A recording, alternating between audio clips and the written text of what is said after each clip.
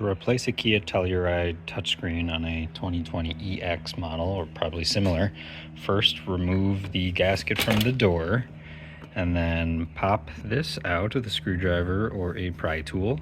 Then there will be one screw here that will unscrew this entire piece. In summary, you will need a couple pry tools. It's worth it because you are really getting into places where you can damage it with any type of metal flat-based screwdriver.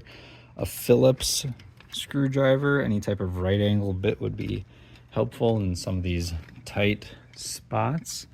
And then just a little bit of finger strength and quickness to pop out some panels.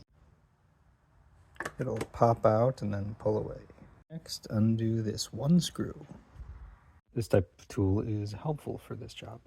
Next, taking a curved flat pry tool, which shouldn't mar up too much of the surface. Start at the end to pop out. Kind of hear it all coming. Pop out the clips. Down you go. And then eventually you can grab it, pull it, and then work over here as well.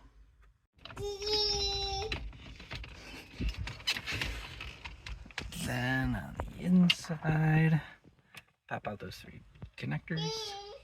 Next, to get at the other two screws for the audio receiver, you need to pop this out. So again, take a pry tool and dive into a corner and start peeling. Just pull it up in a quick, swift motion, even if you feel like you're gonna break it.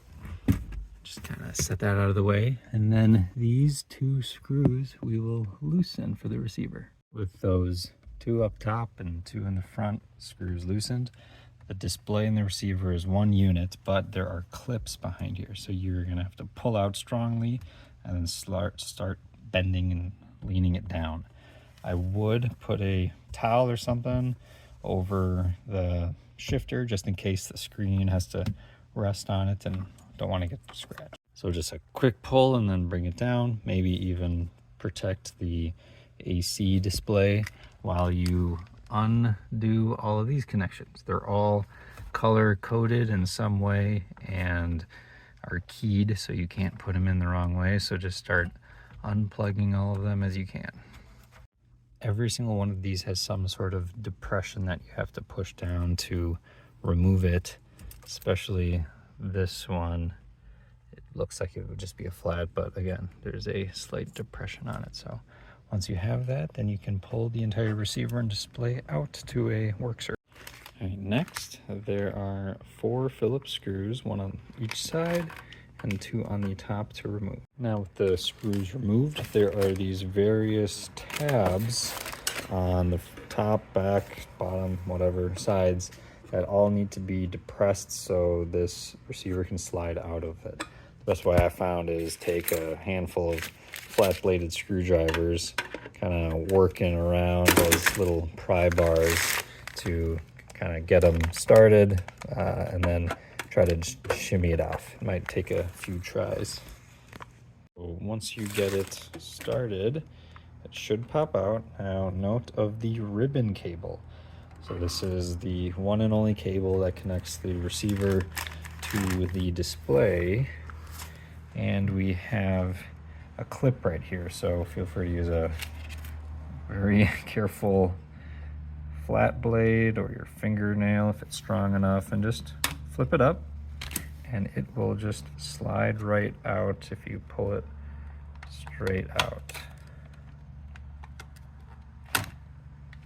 All right, so these are all the contacts that touch onto the receiver. Now note, this is to replace the display by itself. By doing so, if you have that capacitive touch ghosting issue, that'll fix it. If you use the same receiver, you shouldn't have to reprogram it at all. Your software updates are all there. I have note that you might have to reconnect your Bluetooth devices, but that's about it. So it's reverse step, and I'll try to speed through the way. So there's my old display that had a scratch in it that I bought from eBay. Here's my oldest display that actually has the capacitive issue. And here's my third one that I will install. I got it on eBay after I searched the part number that I will likely put in the description.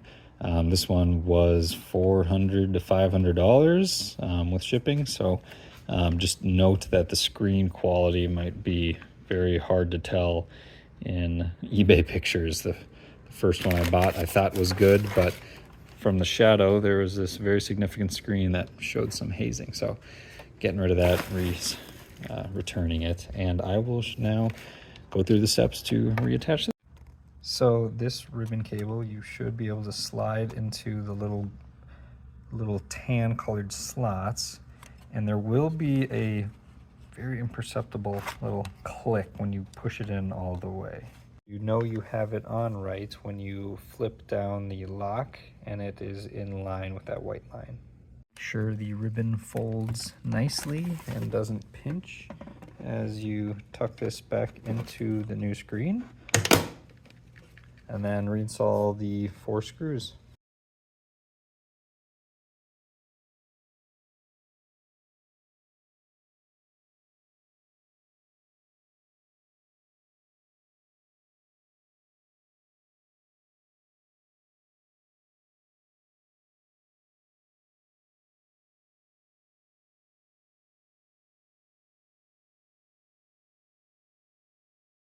I got the 2 lower screws, got the 1 upper screw because I dropped one, but hopefully it just didn't drop in a bad place.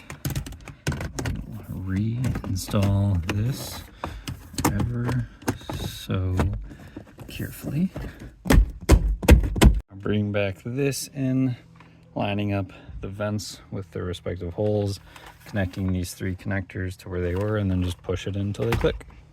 Reinstall that last screw, put the triangular panel back on, push the weather stripping, and you're all done. Next, bow around the car, give it a look. I'm just gonna drive around now that it's looking to be good. I'm hoping I don't see any more ghost touches for the next week or two while I still might have a chance to return this if this is a defective unit. Note that this one does say Harmon Kardon when my old one didn't, just said Sirius. It doesn't really matter as long as it's the right size. So display or receiver should be good.